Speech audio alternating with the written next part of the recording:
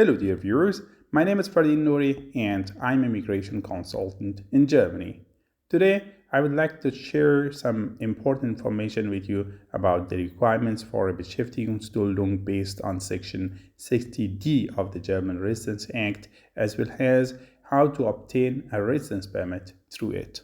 First, we should understand what a Duldung is. A Duldung, which means temporary suspension of deportation in English, is not a residence permit or Aufenthaltstitel. It is actually a certificate issued to asylum seekers who are required to leave Germany. People with a Duldung in Germany usually apply for a Beschäftigungsduldung, which means a Duldung for work or employment. They want to obtain it so they can stay in Germany and prevent deportation. They apply for a Beschäftigungsduldung after working in Germany for a specific period and meeting the other requirements.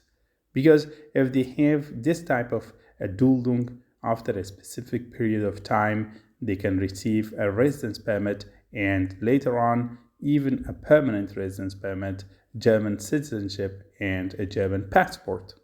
It is worth mentioning that once a person receives a Beschäftigungsduldung based on Section 60D of the German Residence Act, their spouse and children also receive the same type of Duldung based on the same section. Now, let's review the requirements for a Beschäftigungsduldung in Germany. First, you must have entered Germany before 31st of December 2022. Second, your identity and that of your spouse must be verified.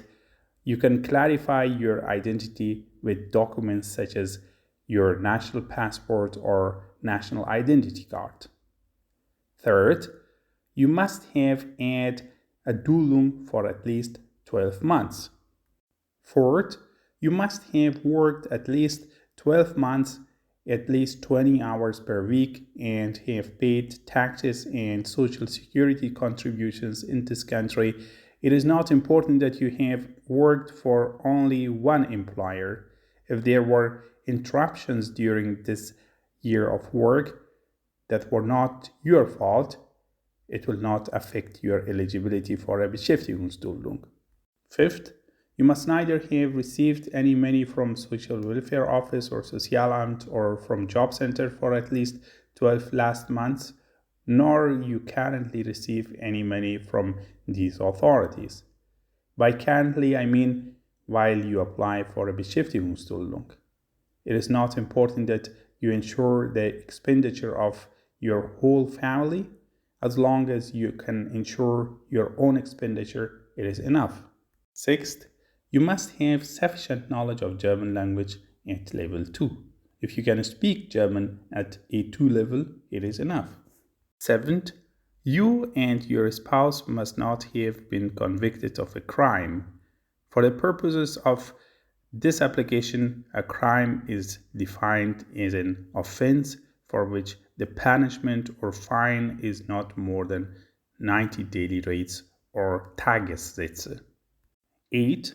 You and your spouse must have successfully completed an integration course if you were obliged to participate in it. However, not completing the German integration course does not cause any problems for issuing your Beschäftigungsduldung if it is not your fault. 9. You and your spouse must not have any ties to extremists or terrorist organizations, nor must you support them.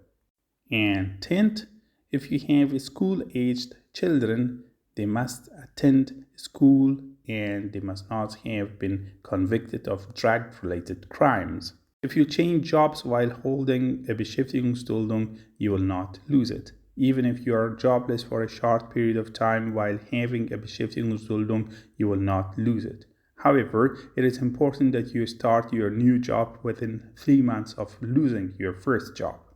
Those with a Beschäftigungsduldung are not restricted to living in their city or state of residence. This means that they can change their place of residence to another city or state in Germany.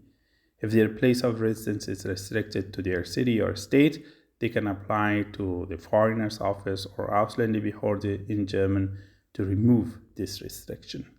Once you have met these requirements, you can apply for a Beschäftigungsduldung based on Section 60D of the German Residence Act at the Foreigners Office or Ausländerbehörde for yourself, your spouse, and your children. After working with a Beschäftigungsduldung for 30 months, you can apply for one of the residence permits I'll mention here. However, you must complete the requirements for each type of these residence permits. So now you can see 5 different possibilities of getting a residence permit after a Beschäftigungsduldung. The first of them is based on Section 19D of the Residence Act of Germany. The second of them is based on Section 25A of the Residence Act of Germany. The third of them is based on Section 25B of the Residence Act of Germany. The fourth of them is based on Section 104C of the German Residence Act.